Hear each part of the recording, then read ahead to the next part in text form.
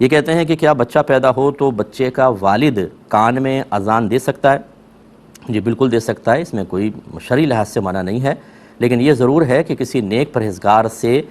کان میں اذان اور اقامت دلوائی جائے۔ اب اگر والد صاحب خود نیک ہیں، پرہیزگار ہیں، نمازی ہیں تو بہت اچھی بات ہے، وہ دے لیں، ورنہ کوئی تلاش کریں کہ کوئی ایسے اچھے نیک آدمی آپ کو مل جائیں کہ جو کان میں اذان دے تو زیادہ بیسٹ ہے۔ کہ نیک آدمی کی اللہ تعالیٰ ہر چیز میں ایک تاثیر رکھتا ہے، لعاب میں بھی تاثیر ہوتی ہے، آواز میں اچھی تاثیر ہوتی ہے، اس لیے اگر گھٹی دلوائیں تو کسی نیک پرہیزگار سے گھٹی دلوائیں، اس سے بہت اچھا بچے پہ اثرات مرتب ہوتے ہیں۔ صحابہ کرام علیہم الرضوان اپنے بچوں کو نبی کریم صلی اللہ علیہ وسلم کی بارگاہ میں